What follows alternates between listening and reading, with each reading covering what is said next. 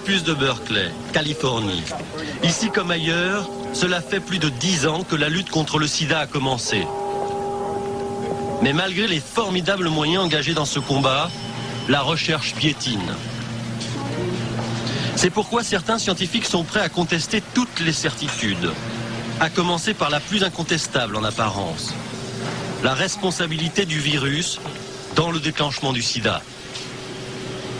Et si les chercheurs s'étaient trompés en désignant ce virus comme responsable du nouveau syndrome? Question énorme, impensable et plus ou moins tabou jusqu'à maintenant. Écoutez pourtant les raisonnements qui ont conduit ces scientifiques à se poser cette question. Il s'agit du professeur de biologie moléculaire Peter Duesberg, de l'université de Berkeley, ainsi que de son collègue Richard Stroman.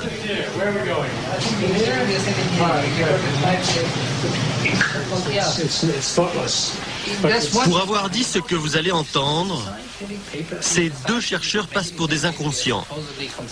Ils appartiennent pourtant à l'élite scientifique américaine.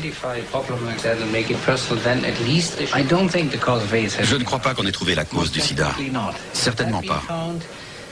Si c'était le cas, on aurait progressé dans la lutte, dans le traitement et dans la prévention du sida au cours des 10 dernières années. Or, il n'en est rien. On a découvert beaucoup de choses sur le VIH. C'est incontestable. On en sait plus sur ce virus qu'on a besoin de savoir. Mais on n'en sait pas plus sur le sida.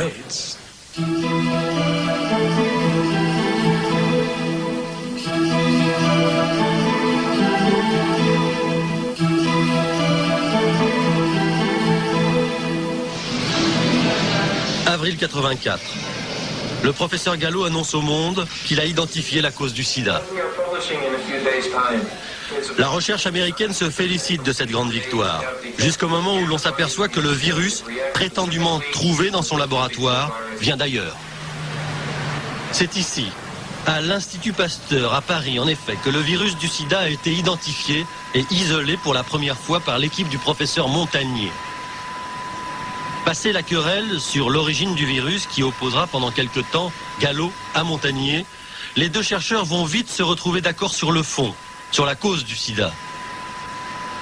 Bon, je crois qu'il faut raison garder dans cette affaire, c'est-à-dire effectivement avoir le doute. Le doute est tout à fait scientifique.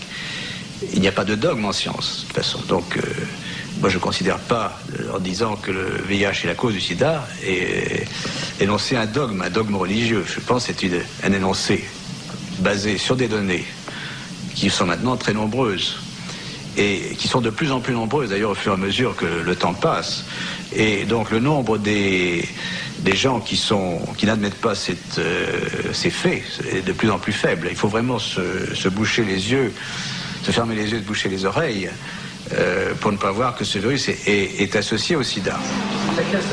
Comme le professeur Owen Hobson que l'on voit ici, tous les chercheurs du monde s'accordent sur le nom du responsable à abattre. VIH. Tous sauf un. D'emblée, en effet, Peter Duesberg s'oppose et argumente contre cette vérité officielle qui désigne le VIH comme la cause du sida.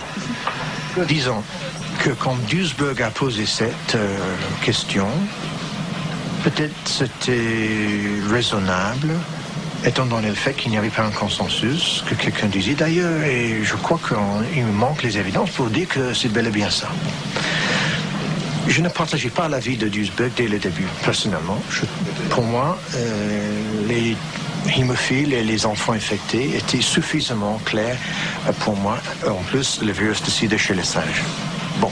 Il a posé la question, il suffisait de répondre et on pouvait tourner la page. Mais la communauté scientifique a insulté un peu Duesberg, a réagi un peu mal en disant « Qu'est-ce que c'est ça? Comment peut-on dire des choses pareilles à notre époque ?» Au lieu de lui répondre clairement, calmement, avec les arguments scientifiques. Toc, toc, toc, toc, fini.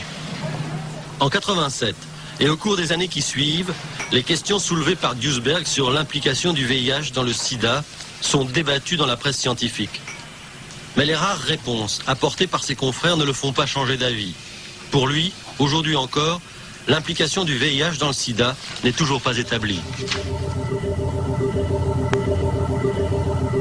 Le VIH, que l'on voit sur ces images, appartient à une famille particulière de virus, appelée rétrovirus. Une famille de virus que Duesberg étudie depuis maintenant 30 ans.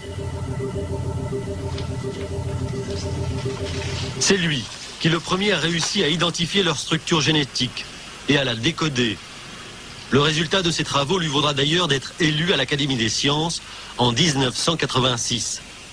Duesberg est alors considéré comme un des spécialistes les plus compétents sur les rétrovirus.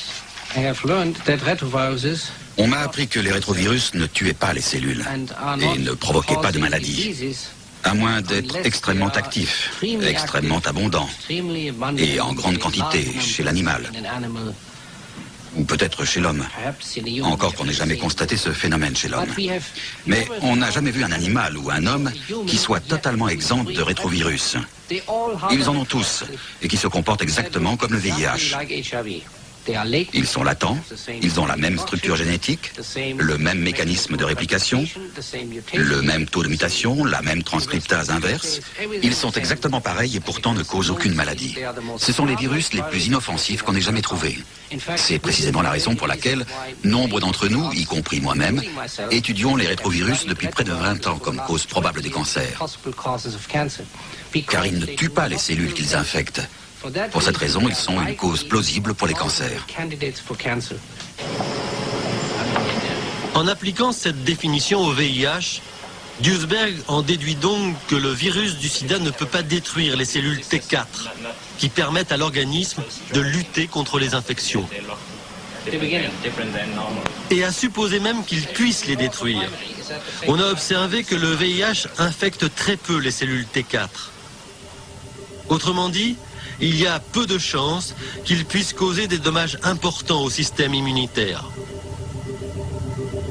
Et puis, il y a la période qui sépare l'infection par le virus du sida de l'apparition des premiers symptômes.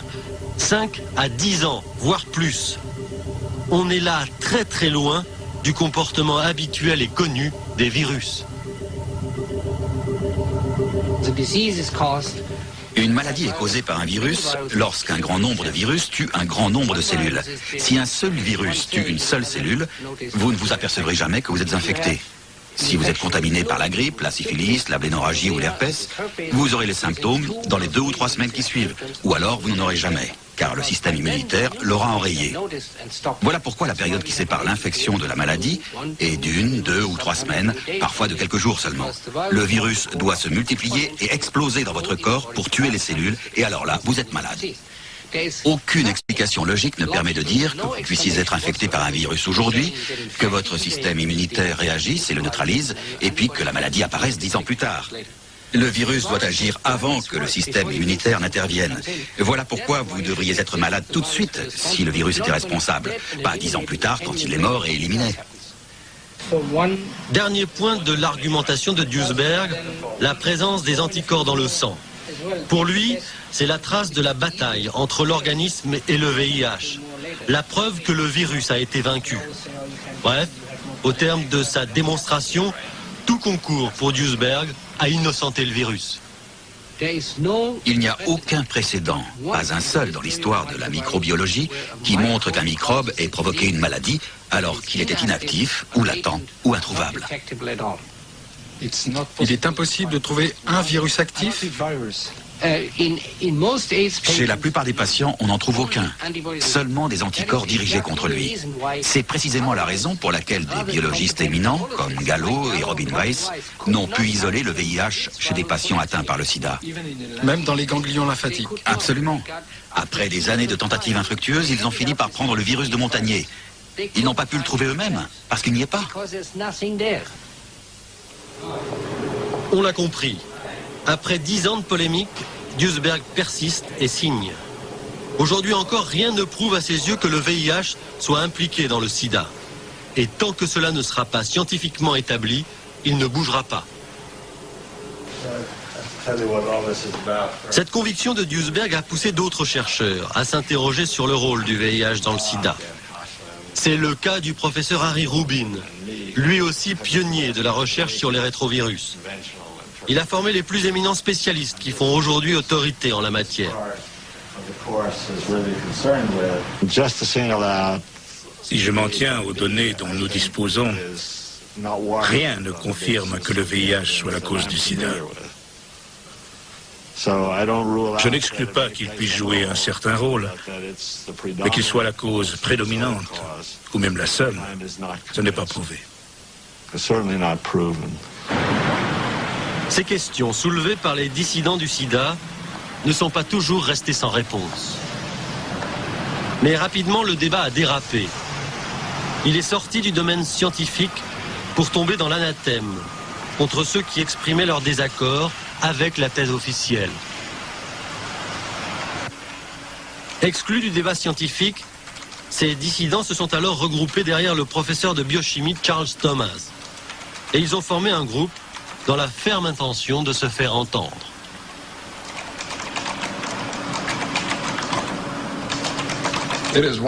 Une grande partie de l'opinion publique croit que le rétrovirus appelé VIH est la cause d'un ensemble de maladies réunies sous le terme de sida.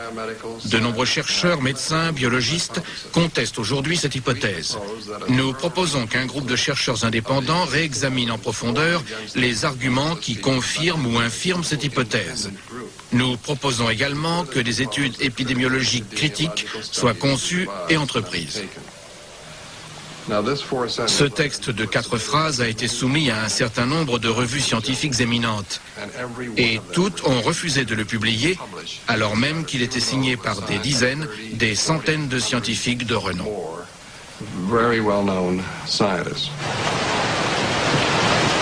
À ce jour, 3 prix Nobel ont publiquement exprimé leurs doutes vis-à-vis de la thèse officielle. La biologiste Barbara McClintock, aujourd'hui décédée. Le professeur Walter Gilbert de Harvard, et enfin Karim Ulis, prix Nobel de chimie en 1993 que l'on voit ici. Il vit aujourd'hui sur la côte californienne à San Diego. Karim Ulis est l'inventeur de la PCR, un procédé qui permet d'isoler et d'amplifier les gènes d'un micro-organisme. Une découverte qui a révolutionné le travail des chercheurs dans tous les laboratoires du monde. Aujourd'hui, la PCR est devenue un instrument important dans la recherche sur le sida et du coup, Ulis s'est tout naturellement intéressé de très près à la question. C'est à ce moment-là d'ailleurs que sont apparus ses premiers doutes. Je me suis trouvé impliqué dans cette histoire lorsque j'ai commencé à chercher dans les publications scientifiques les références démontrant l'hypothèse qu'un virus, le VIH, provoque quelque chose que l'on nomme le sida. Je rédigeais un rapport dans lequel je reprenais cette affirmation et pour l'étayer, il fallait que je cite les références pour pouvoir dire cela a été établi par telle et telle publication. Or, je n'ai pas pu les trouver. Cela est d'autant plus étrange que chaque fois que j'ai cherché la source d'un fait scientifique, je l'ai toujours trouvé. C'est facile. Vous cherchez dans ce qui a été publié et vous trouvez très vite celui qui est l'auteur de cette affirmation, qui l'a démontré. Et là, en l'occurrence, il n'y avait rien de cela. J'ai interrogé les chercheurs spécialisés sur le sida les uns après les autres. Comment avaient-ils été convaincus que le VIH était la cause probable du sida? Quels articles avaient-ils lus? Ils m'ont dit, oh, il y en a des tas. Je leur ai dit, bon, très bien, est-ce que vous pouvez me faire parvenir les références de ces articles? Parce que moi aussi, je ne demandais qu'à être convaincu afin de cesser cette recherche ridicule. J'avais juste besoin de cette référence pour l'article que j'étais en train d'écrire, pour pouvoir obtenir le renouvellement d'une subvention destinée au laboratoire où je travaille. Il me fallait citer cette référence qui prouve que le VIH est la cause probable du sida pour mon article. Or, je ne l'ai pas trouvé. Alors, j'ai continué à demander et personne ne m'a répondu. Tout le monde me disait, j'ai ça dans mon bureau. Et moi, je disais, ok, envoyez-moi ça, dès que vous serez rentré à votre bureau. Personne ne l'a jamais fait. Cette difficulté à fournir la preuve, c'est pour Ulis la démonstration même que tout a été fait en dépit des règles élémentaires qui doivent accompagner la recherche. Tout, pour lui, a été précipité dans l'affaire du sida. La méthode, l'annonce sur le mode publicitaire, pas de débat contradictoire entre chercheurs et pour finir, une chape de plomb posée sur une vérité approximative. Ce n'est pas comme ça que la science fonctionne. En général, si vous voulez faire une annonce scientifique, vous commencez par faire une expérience. Vous obtenez des résultats, vous les analysez soigneusement et vous vous demandez, est-ce que je me suis pas trompé quelque part, est-ce que c'est vrai? Vous faites éventuellement une autre expérience pour vérifier. Et là seulement vous convoquez une conférence de presse. C'est comme ça qu'on établit les faits scientifiques. Or là, ils ont donné une conférence de presse et ils ont annoncé « c'est le VIH qui est la cause du sida ». Du coup, le Centre de contrôle des maladies de la ville d'Atlanta a décrété « le VIH est un virus dangereux et si vous trouvez des personnes infectées par ce virus, développant un certain type de symptômes, prévenez-nous, c'est obligatoire ». Ils ont dit ça à tous les médecins. Mais ils n'ont pas dit « nous savons pourquoi ». Ils n'ont pas expliqué pourquoi ils le savaient. Ils ont simplement affirmé « nous le savons ». Et c'est devenu un fait. Un fait entre guillemets. Mais dans ce cas, ce n'est pas réellement un fait. On ne peut pas parler de fait scientifique.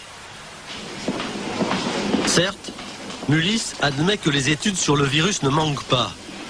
Mais sur l'essentiel, c'est-à-dire sur la preuve que le virus est responsable du sida. Que sait-on de plus aujourd'hui?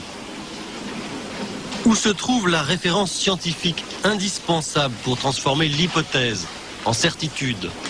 Il n'y a pas une référence scientifique, il y a un faisceau d'arguments, n'est-ce pas, pour que, prenons une logique, quelqu'un est coupable, n'est-ce pas? Alors vous l'avez pas vu tuer quelqu'un, vous l'avez pas pris sur le fait, mais vous avez un faisceau de preuves, vous avez les taches de sang. Enfin, malheureusement, on va faire un procès de M. Simpson. Enfin, en général, quand même, les choses tournent où on a un certain nombre de preuves patentes, indirectes, qui sont telles que l'évidence existe. Comme ça se fait plus vite. Le professeur Montagnier pourrait ajouter une communication récente qui contredit les arguments de ses adversaires sur le sommeil du virus avant le déclenchement du sida.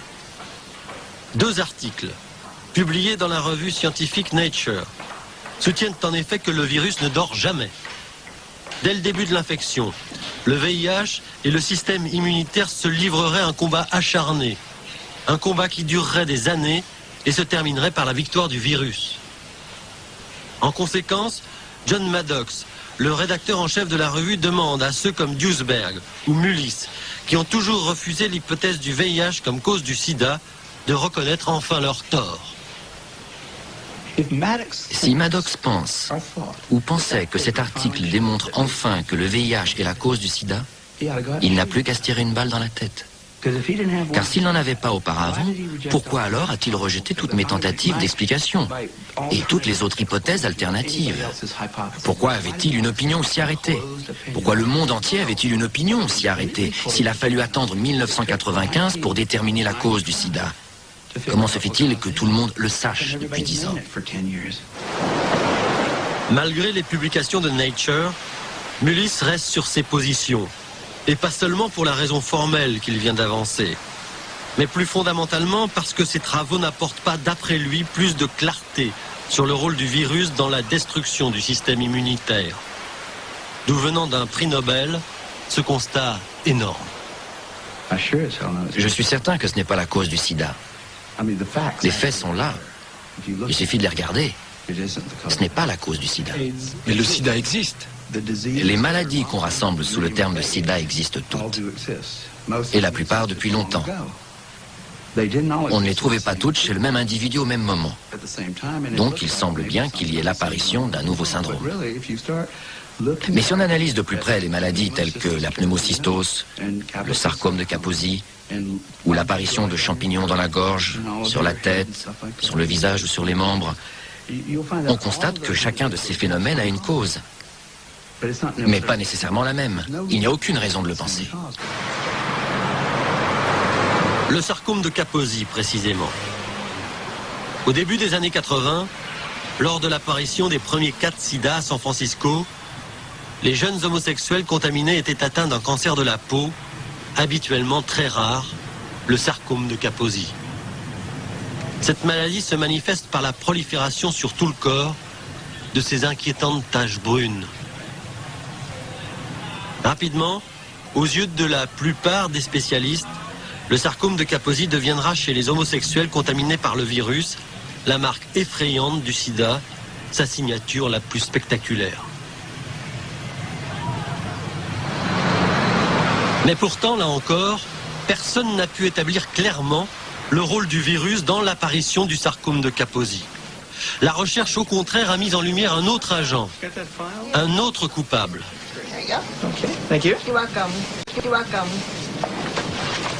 Le docteur Harry Haverkorst, du bureau des drogues de Rockville aux États-Unis que l'on voit ici, étudie les effets des drogues. Il a été un des premiers à faire le lien entre l'apparition du sarcome de Kaposi et une drogue aphrodisiaque largement répandue dans les milieux homosexuels jusqu'à la fin des années 80, les poppers, que l'on voit sur cette photo.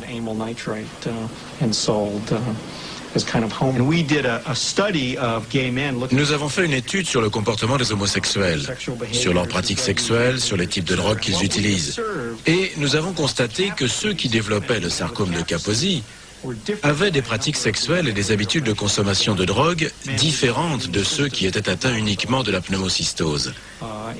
Et en analysant cela, nous avons constaté que c'était le popper qui semblait expliquer cette différence.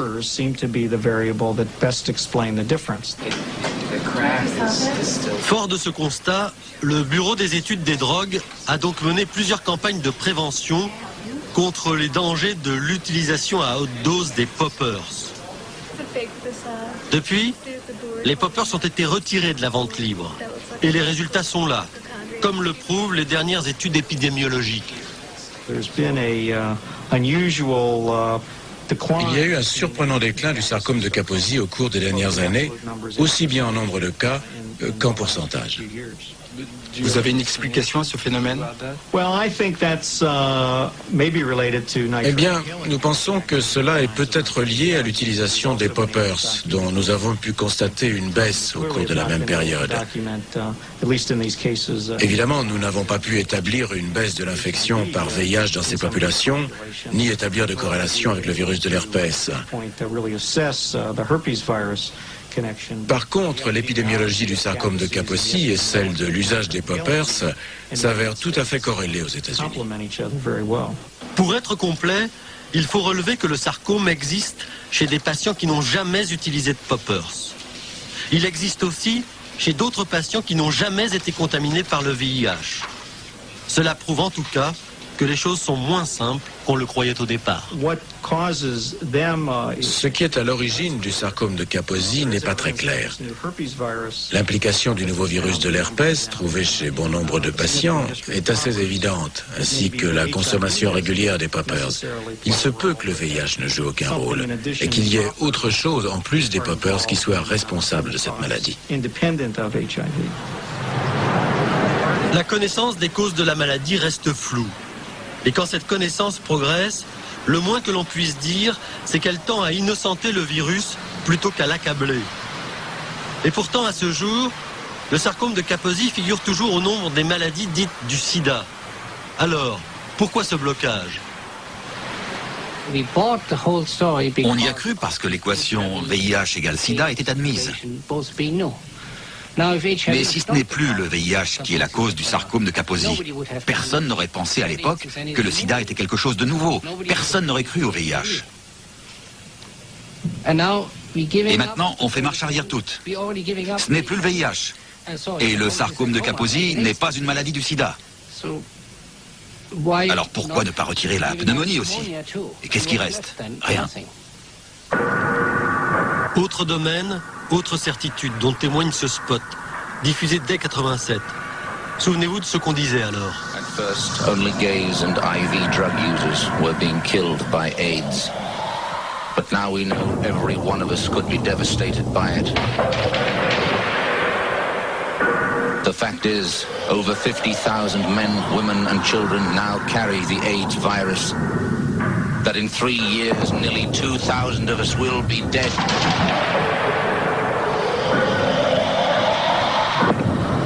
That if not stopped, it could kill more Australians than World War II. À ce jour, l'Australie compte moins de 10 000 cas de sida, au lieu des 50 000 prévus par ce spot. Principalement des homosexuels et des toxicomanes. Dire cela aujourd'hui ne revient pas à dévaluer le mal. Encore moins à pointer un doigt accusateur sur les groupes à risque. Simplement à rappeler qu'on s'est trompé et qu'on aggraverait l'erreur en ne rétablissant pas les faits. En France, en Allemagne et ailleurs en Europe, l'épidémie s'est stabilisée. Elle a même montré des signes de déclin. Chez les hétérosexuels, L'explosion annoncée ne s'est jamais produite. Les campagnes de prévention y sont sans doute pour quelque chose. Mais il y a aussi d'autres raisons. Les souches qui circulent en Europe sont des souches qui ont une faible transmission hétérosexuelle, donc il n'y a pas eu de passage important. Il y a eu un certain passage auprès des femmes, notamment à partir des drogués et des hommes bisexuels, mais il n'y a pas une réaction à chaîne qui s'est établie. Donc il n'y a pas une énorme transmission hétérosexuelle, et je pense qu'il n'y en aura pas. Et on peut citer par exemple le cas des travailleurs du sexe professionnel, des prostituées. Les enquêtes qui ont été faites ont montré qu'il y avait 2 ou 3% des prostituées qui étaient infectées, mais ce taux n'augmentait pas, sauf chez les toxicomanes. Les prostituées toxicomanes sont très affectées, mais pas les autres. Les études épidémiologiques menées chez les prostituées non toxicomanes des grandes villes européennes confirment en effet cette analyse du professeur Montagnier. Dans certaines villes européennes, on signale même aucune contamination dans les groupes étudiés. Si l'on considère que les prostituées constituent la partie de la population hétérosexuelle la plus exposée au risque, et pour cause, on doit donc logiquement en conclure que l'infection par le virus du sida dans le reste de la population hétérosexuelle doit être encore plus faible que chez les prostituées. Doit-on pour autant tirer la conclusion qu'il n'y a pas d'épidémie chez les hétérosexuels et qu'il n'y en aura jamais ? Au Centre européen pour la surveillance du sida, là où sont menées la plupart des enquêtes sur l'ampleur de l'épidémie, l'information n'est pas tout à fait la même. LVT2 différent de LVT3 ? Globalement, c'est vrai que les homosexuels et les toxicomanes restent encore, 15 ans après le début de l'épidémie, nettement plus touchés en proportion, beaucoup plus que la population hétérosexuelle en général. Mais ça ne veut pas dire que le développement de l'infection VIH chez les hétérosexuels n'aurait pas eu lieu ou qu'il ne devrait pas se produire dans le futur. En réalité, ce à quoi on assiste, c'était une diffusion lente, progressive et effectivement beaucoup moins rapide que dans les premiers groupes de la diffusion de ce virus dans la population hétérosexuelle. Mais le fait que cette diffusion soit moins rapide que dans les 2 groupes précédents ne peut pas être considéré du tout comme quelque chose de rassurant. C'est simplement que l'intensité moyenne du risque dans la population hétérosexuelle est plus faible, que donc l'épidémie diffuse plus lentement et plus difficilement. Il n'empêche, le spectre de l'épidémie qui a plané sur l'Europe pendant 10 ans s'éloigne pour l'instant. Ou plutôt, il se déplace vers l'Afrique.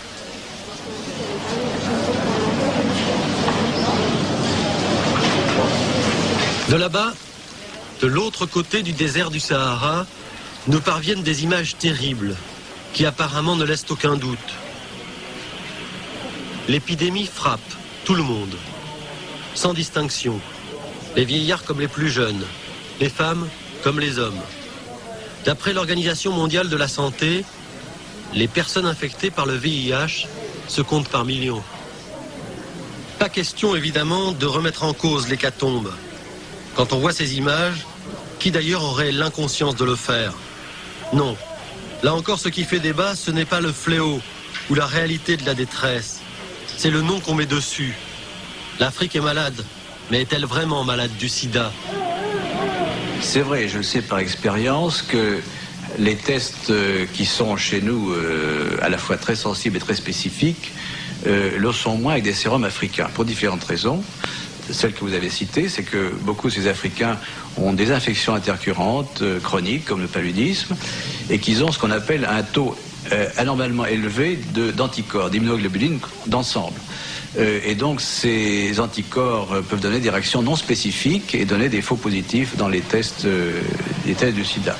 Il y a aussi l'énorme variabilité des souches qui circulent en Afrique qui est bien supérieure. On a tous les variants circulent en Afrique. Et donc les tests sont parfois pas très adaptés. Donc il y a toute une étude à faire. Est-ce que ceci fausse totalement les estimations qui ont été faites? Je ne le crois pas quand même, car ces estimations ont été faites par différents recoupements. Et bien sûr, ils donnent une fourchette simplement. Il suffit d'ailleurs d'aller dans un hôpital africain pour voir que la plupart des personnes qui sont là ont le sida.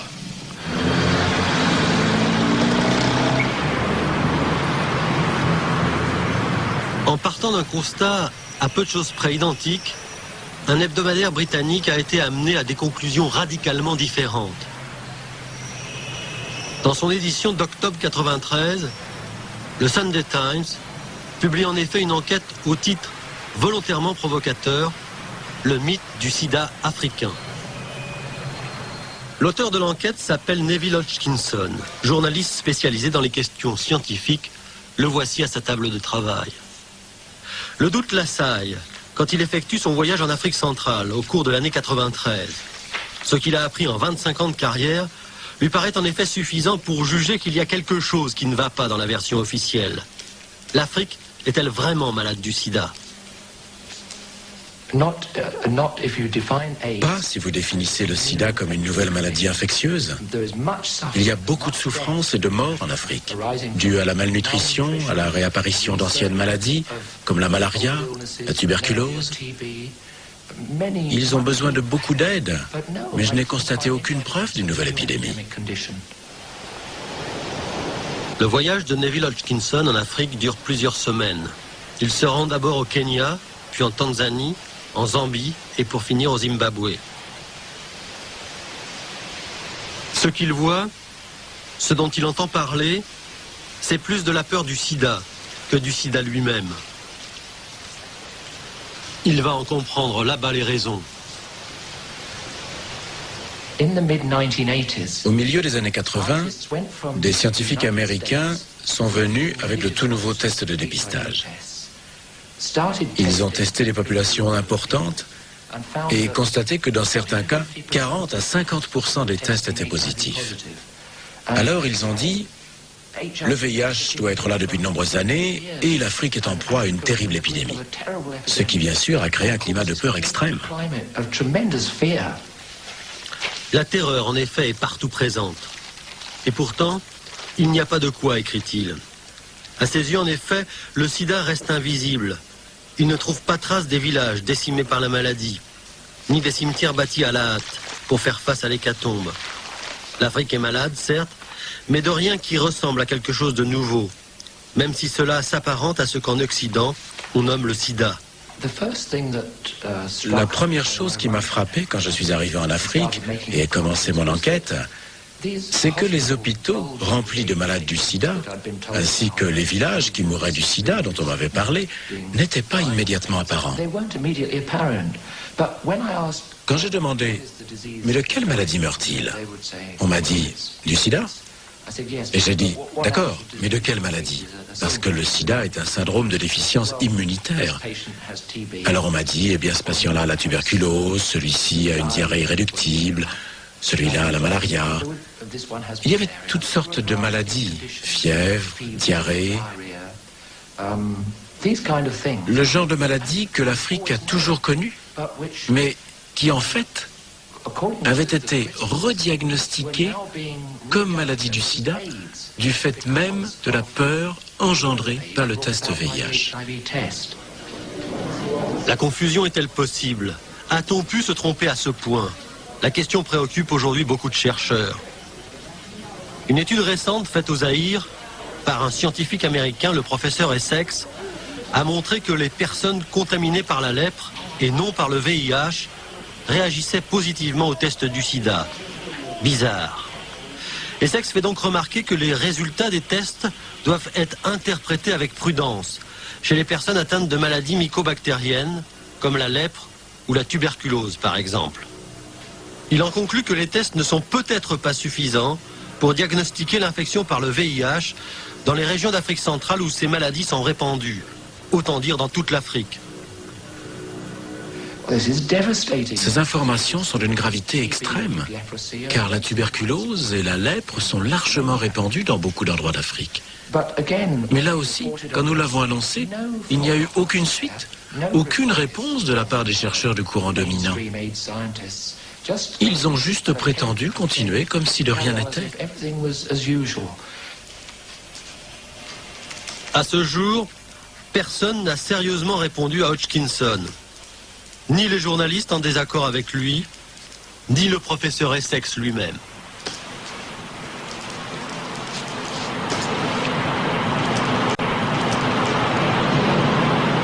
Les tests du sida seraient-ils donc moins précis qu'on ne le dit?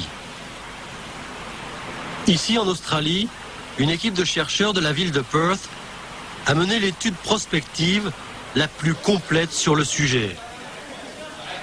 Précisément dans cet hôpital,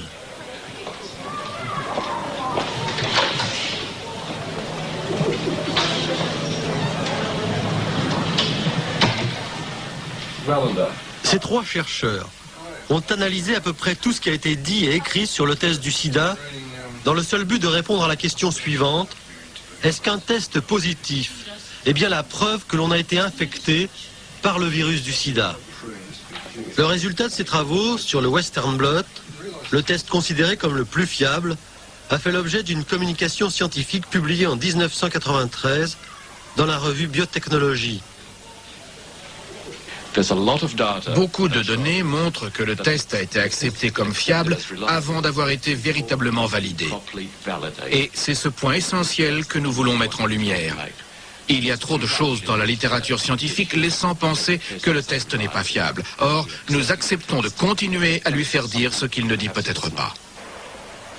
Pour comprendre, il faut d'abord se rappeler que le test ne détecte jamais le virus lui-même, mais les anticorps qui ont réagi à la présence du virus dans l'organisme. Mais au juste, comment se passe le test du sida? La procédure se déroule en 2 étapes. La première, c'est le test ELISA. S'il se révèle positif, il doit obligatoirement être confirmé par un 2e test appelé Western blot. Le Western blot se présente sous la forme d'une bandelette sur laquelle les différentes protéines du virus ont été fixées. Cette bandelette est mise en contact avec le sérum du patient. Si le sérum contient des anticorps dirigés contre le virus, les protéines apparaissent sous la forme de bandes noires. Le test est positif si la bandelette présente plusieurs bandes noires. Jusque-là, tout va bien. C'est après que les choses se compliquent, car les critères varient d'un pays à l'autre. Pour accepter un test positif, la France n'a pas les mêmes critères que les États-Unis, qui eux-mêmes ont plusieurs critères. Et ces critères sont encore différents en Australie ou en Afrique. Si le test Western blot d'une personne a 2 bandes, celle-ci, elle sera considérée comme infectée en Afrique, dans certaines parties des États-Unis, mais pas en Australie, ni ailleurs en Amérique, ni en France. Maintenant, si le test fait apparaître 3 bandes, le patient, comme le dit le docteur Turner, sera considéré comme infecté en Afrique, en France, dans certaines régions des États-Unis, mais pas dans d'autres régions des États-Unis ni en Australie. S'il fait apparaître 4 bandes, le même patient sera alors considéré comme infecté à peu près partout dans le monde, mais toujours pas en Australie. On ne peut pas être infecté ici et ne pas l'être dans la pièce d'à côté. On est infecté ou on ne l'est pas. Et avec ces critères, il est impossible de l'affirmer. Difficile de trouver une explication logique pour justifier ce mode d'emploi à la carte. Pourquoi ne pas imposer les mêmes critères partout? Cela ne serait-il pas plus simple et plus sûr? Pas de quoi s'affoler, répondent néanmoins les laboratoires. Le sang contaminé, disent-ils, réagit positivement, sans ambiguïté et quels que soient les critères, en faisant apparaître toutes les protéines du virus. C'est cela, la vraie différence avec le sang non contaminé. Même si le problème des critères est résolu, il en reste d'autres, notamment la reproductibilité du test VIH. Elle n'est pas démontrée. Je vais vous en donner un exemple. Voici un échantillon du même sang, testé par 19 des meilleurs laboratoires américains. Chaque bandelette correspond à l'un de ces laboratoires. Sur certaines apparaissent plusieurs bandes noires, sur d'autres seulement quelques-unes, et sur celui du centre, à la lettre I, aucune. Il s'agit pourtant d'un sérum appartenant au même patient, contaminé par le virus du sida. L'équipe australienne a révélé d'autres erreurs, plus graves encore. En réponse à votre question sur l'ampleur que peuvent avoir les différences, je voudrais vous citer un article du groupe d'études des transfusions en Amérique. L'American Journal of Clinical Pathology a, en 1991, envoyé 101 échantillons de sérum testés négatifs par le Western blot, autrement dit sans aucune bande, à 3 laboratoires différents. Et ceux-ci ont constaté qu'il n'y avait aucune bande dans 67 cas, qu'il y avait d'autres bandes, je ne sais pas exactement ce que ça veut dire, dans 13 cas. Une protéine 41 dans un, une protéine 24 dans un autre, et les protéines 24, 32, 41 et 120 dans 2 cas. Ce qui, pour de nombreux laboratoires, signifie un test positif. Or, tous ces sérums avaient été jugés négatifs. En résumé, 2 sérums diagnostiqués négatifs par un laboratoire peuvent être déclarés positifs dans un autre. Pour les Australiens, cette contradiction remet en cause ce qui fait l'intérêt même du test, c'est-à-dire sa capacité à dire si oui ou non le patient est contaminé. C'est ce que les chercheurs appellent la spécificité. La spécificité d'un test signifie qu'on obtient un résultat positif uniquement quand le virus est présent dans le sang. Si le virus n'est pas présent dans le sang et que néanmoins on a une réaction, ça veut dire que le test n'est pas spécifique. Les Australiens vont aujourd'hui jusqu'à dire que les résultats positifs au test du sida ne prouvent pas de manière certaine qu'on est contaminé par le VIH. Pour preuve d'abord, ces tests, faits sur certains animaux qui ne peuvent pas être infectés par le virus du sida. Ces souris, par exemple, qui ont reçu du sang d'une autre souris et chez lesquelles on a trouvé des anticorps au virus. Ces chiens aussi. Sur 144 chiens testés, la moitié a présenté le même résultat que chez les souris. Et puis, il y a aussi les tests réalisés à partir des sérums collectés en 1968 chez des Indiens d'Amazonie. Plusieurs se sont révélés positifs, alors qu'aucun cas de sida ne s'est jamais déclaré dans ces tribus. Et on a pu observer le même phénomène dans différentes régions d'Afrique. Toutes ces fausses réactions sont bien connues des virologistes travaillant sur le sida. Elles sont provoquées par la présence d'autres anticorps que ceux qui réagissent au virus du sida. Les chercheurs australiens ne contestent pas la réponse. Ils soulèvent seulement une autre question. Comment savoir si un patient déclaré positif est réellement infecté par le virus et non par autre chose? Nous savons depuis longtemps qu'un certain nombre de groupes à risque, comme les homosexuels, les toxicomanes et les hémophiles, sont exposés à des agents extérieurs. Ils sont donc susceptibles de développer différents types d'anticorps. Et ce sont précisément les groupes pour lesquels il est impératif de connaître la spécificité du test. Or, il est possible, dans le cas de ces personnes, qu'un test positif n'indique pas une infection au VIH. Ce que cela signifie vraiment, c'est qu'il n'y a pas d'uniformité dans l'interprétation des tests, ni dans leurs analyses, ni dans la compréhension des effets de la maladie. Et donc, tant que ces problèmes ne sont pas résolus, nous ne devons pas accepter la causalité selon laquelle le VIH serait à l'origine du sida. S'il y a problème dans l'interprétation des tests, ils sont rarissimes, répond la majorité des chercheurs. Et pour y remédier, les contrôles de qualité sont nombreux. Il n'empêche. Le doute, ainsi distillé depuis plus de 10 ans par ces chercheurs qu'on vient de voir tout au long de ce film, a commencé d'ébranler les certitudes officielles. Il a même été relayé au sein de la communauté scientifique qui compte. Dans ces cercles, la question est désormais soulevée. Certes moins brutalement que chez les chercheurs contestataires, et l'équation VIH égale sida, réexaminée à la lumière des nouveaux éléments recueillis grâce à une meilleure connaissance de la maladie. Une évolution dont la presse se fait l'écho. Les choses auraient été très simples si, après avoir découvert le virus du sida, on s'était aperçu qu'en disposant d'un médicament antirétroviral, ça suffisait à bloquer la réplication du virus du sida et donc, d'une certaine manière, à guérir les patients. En réalité, on s'est rendu compte que les choses étaient beaucoup plus compliquées. que quand on utilisait un produit qui in vitro effectivement bloquait la réplication du virus du sida, ça suffisait pas pour autant enrayer l'évolution de la maladie. Donc il fallait bien chercher autre chose.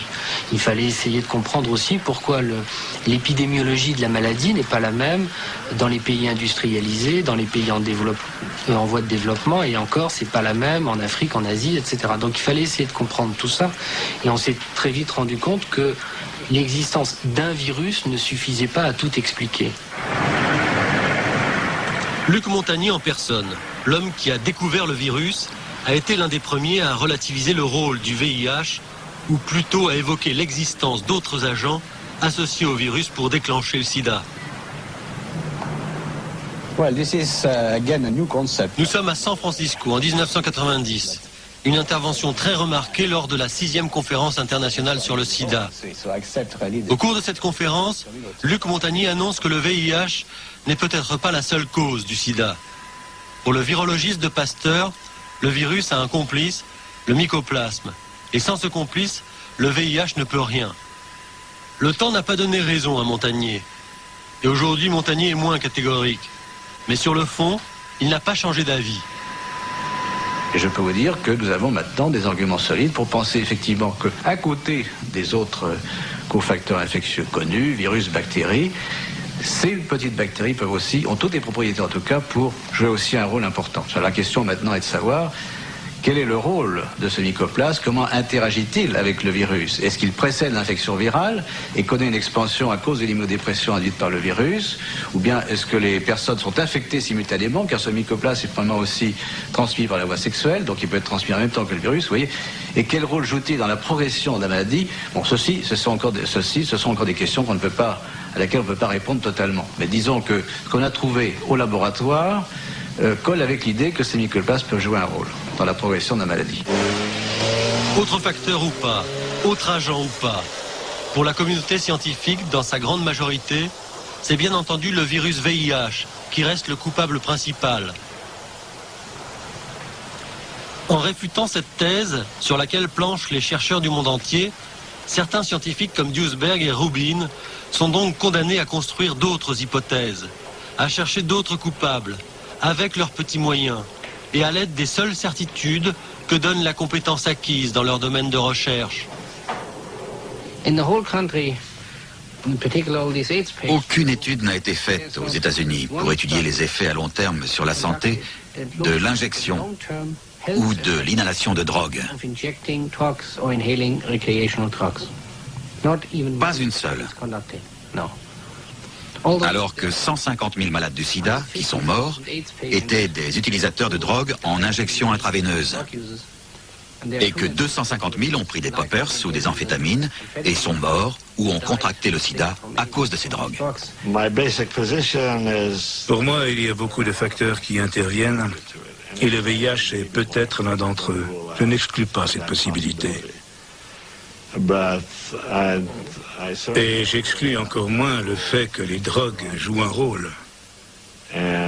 De même que d'autres aspects du mode de vie. Injection de drogue et peut-être d'autres causes d'infection. Et aussi l'implication d'autres micro-organismes. L'hypothèse avancée peut choquer. Elle mérite à tout le moins d'être argumentée scientifiquement. Mais c'est l'objet d'un autre film. Le but de celui-ci est seulement de démontrer que bien des zones d'ombre existent sur les causes du sida et que la prudence élémentaire devrait conduire tout un chacun à examiner avec attention toutes les objections, toutes les hypothèses, même les plus dérangeantes. Nous voulons considérer comme un signe cette rencontre due au hasard. Il s'agit de Daniel Koshland, ancien rédacteur en chef de Science. Écoutez son message. Je pense que l'on continuera à s'interroger sur les causes du sida jusqu'à ce qu'on sache le traiter. Aussi longtemps que nous n'aurons pas de traitement, il y aura toujours des gens pour dire que nous faisons fausse route et qu'il serait préférable de chercher dans une autre direction. On ne peut dire que personne ne doit remettre en cause ce que nous faisons dès lors que nous n'avons pas de solution. Lorsque nous aurons cette solution, cela mettra probablement un terme au débat. C'est donc une bonne chose que des gens comme Duesberg et d'autres chercheurs continuent à mettre en question l'origine du sida. Absolument. Duesberg soulève des points avec lesquels beaucoup de gens sont en désaccord, mais il est important que le public en ait connaissance et constate qu'il n'y a pas un groupe monolithique persuadé de détenir à lui seul la bonne réponse. C'est la seule voie à suivre.